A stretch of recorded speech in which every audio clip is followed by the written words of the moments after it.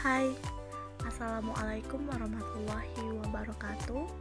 Perkenalkan, nama saya Ayu Lestari dengan NIM 19051555474 dari kelas 2019A. Sebelumnya saya ucapkan terima kasih kepada Bapak Zulhafiz SPD MPD selaku dosen pengampu mata kuliah media pembelajaran. Di video kali ini saya menampilkan PowerPoint dengan materi autobiografi menggunakan aplikasi perekam layar yaitu DU Recorder.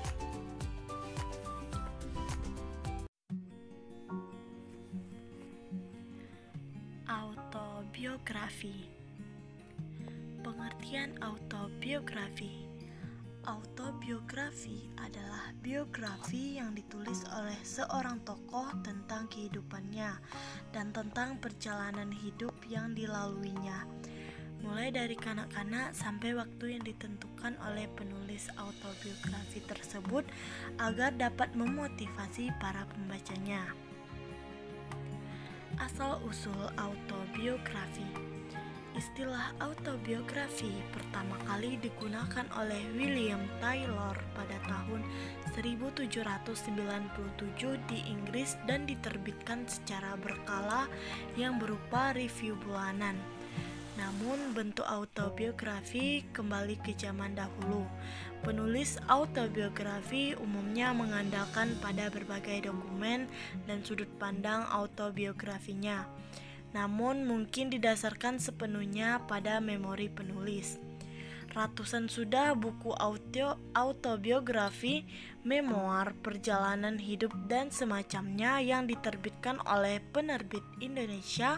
Dari tahun ke tahun ada saja penerbit yang menerbitkan kisah hidup atau biografi orang-orang terkenal, para pemimpin atau mereka yang merasa ada sesuatu yang penting dalam perjalanan hidupnya. Buku tampaknya merupakan tugu kenangan bagi orang-orang tertentu, terutama bagi mereka yang menulis sendiri riwayat hidupnya. Mengapa orang tertarik untuk menerbitkan buku semacam ini? Apakah karena penerbit buku kisah kehidupan ini laris di pasaran dan mendatangkan keuntungan baik kepada penerbit maupun pedagang? Dari antara sekian banyak autobiografi yang terbit di Indonesia, ada sebuah buku yang menarik dari segi pemasaran, yakni buku yang berjudul Sumitro, dari Pakdam Mulawarman sampai Pangkop Kamtib, sebagaimana dituturkan kepada Ramadan KH yang diterbitkan oleh Pustaka Sinar Harapan tahun 1994. Hebatnya buku ini dicetak ulang sampai 4 kali dalam sebulan. Orang membaca autobiografi bukan khusus mencari penanggalan, kecuali kepentingan sejarah, nama, tempat, melainkan untuk mengetahui cara menanggapi, penyusunan, pemahaman tentang apa yang dirasakan seseorang individu.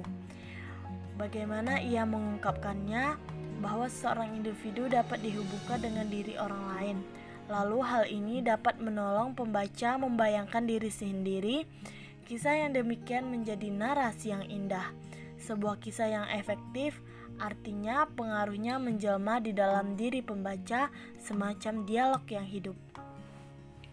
Penutur kisah tentu dengan penyajian yang estetis dan berseni yang membuat karya tentang hidupnya menjadi seperti sebuah metafora diri, bertujuan mengungkapkan diri, kesadaran dunia dalam melalui tahapan rincian hidup yang historis dan aktual.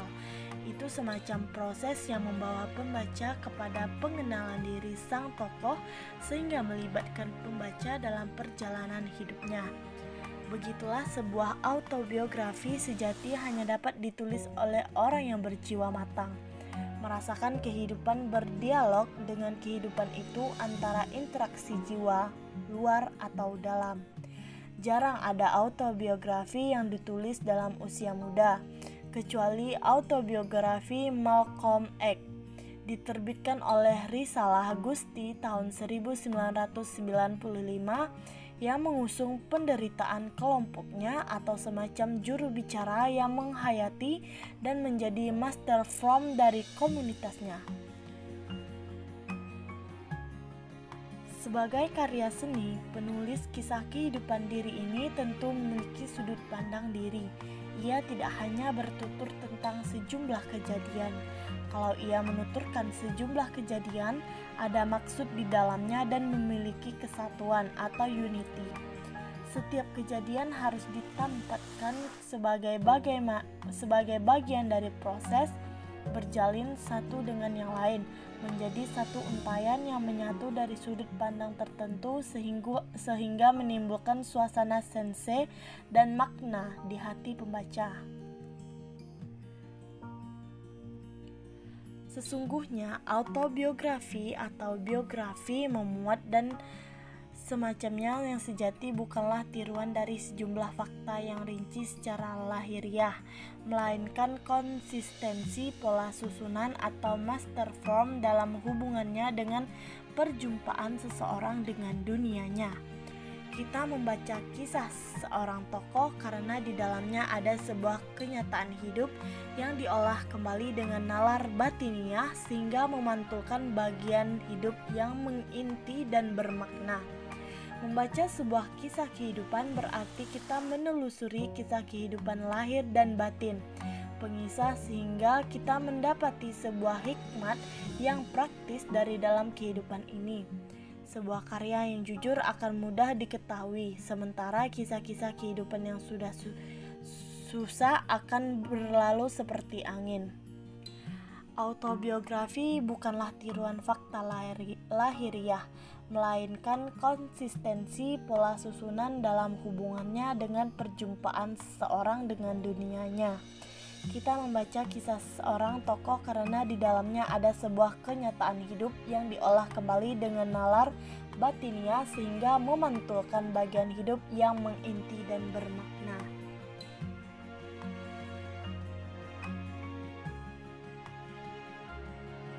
Jenis-jenis autobiografi. Yang pertama ada autobiografi sebagai kritik totalitarianisme. Korban dan penentang rezim totaliter telah mampu menyajikan kritik mencolok dari rezim melalui bentuk autobiografi dari penindasan mereka. Di antaranya autobiografi terkenal dari karya-karya tersebut adalah tulisan-tulisan Primo Levi. Salah satunya adalah Shoah. Demikian pula ada banyak karya rincian kekejaman dan kedengkian rezim komunis. Misalnya NZH Mandelstam Hope terdapat Hope. Kedua ada autobiografi sensasional. Dari abad ke-17 dan seterusnya, skandal memoir oleh Libertini seharusnya melayani selera publik telah sering dipublikasi. Biasanya samaran mereka sebagai besar karya fiksi yang ditulis oleh ghostwriters. Jadi yang disebut autobiografi atlet profesional modern dan media selebriti dan pada tingkat lebih rendah tentang politis umumnya ditulis oleh pengarang untuk orang lain yang secara rutin diterbitkan. Beberapa selebriti seperti Naomi Campbell mengaku tidak membaca autobiografi mereka. Yang ketiga ada autobiografi seseorang yang tidak terkenal. Sampai tahun terakhir, beberapa orang tanpa klaim asli terkenal menulis dan menerbitkan autobiografi bagi masyarakat umum. Dengan keberhasilan kritis dan komersial di Amerika Serikat, memoir seperti Angel Eyes dan The Color of Air, namun semakin banyak orang telah didorong untuk mencoba tangan mereka di genre ini. Yang keempat ada autobiografi fiksi. Istilah autobiografi fiksi telah diciptakan untuk mendefinisikan novel tentang seorang tokoh fiktif yang ditulis seolah-olah karakter itu menulis biografi mereka sendiri.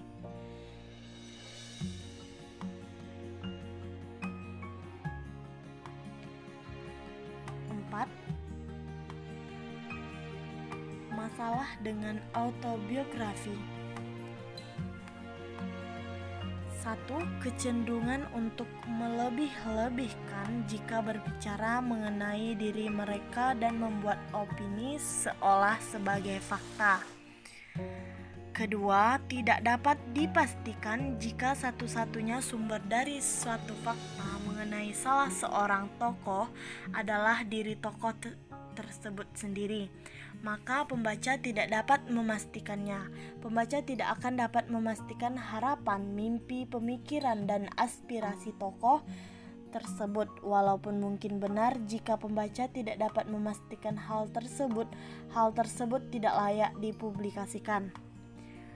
Ketiga, orang sering memasukkan informasi ke dalam autobiografi yang belum pernah diterbitkan di tempat lain atau merupakan hasil dari pengetahuan dari tangan pertama. Informasi semacam ini mengharuskan pembaca untuk melakukan riset primer untuk dapat memastikannya. Sebagai contoh, kecuali jika ukuran sepatu Anda untuk suatu alasan yang luar biasa telah menjadi pengetahuan publik. Memasukkan ukuran sepatu Anda ke dalam artikel mengenai diri Anda adalah riset orisinal, karena untuk memastikan hal itu mengharuskan pembaca untuk datang kepada Anda dan mengukur kaki Anda sendiri. Sekian video presentasi dari saya. Jika ada kata-kata yang kurang atau yang salah, mohon maaf. Dan saya akhiri. Assalamualaikum warahmatullahi wabarakatuh.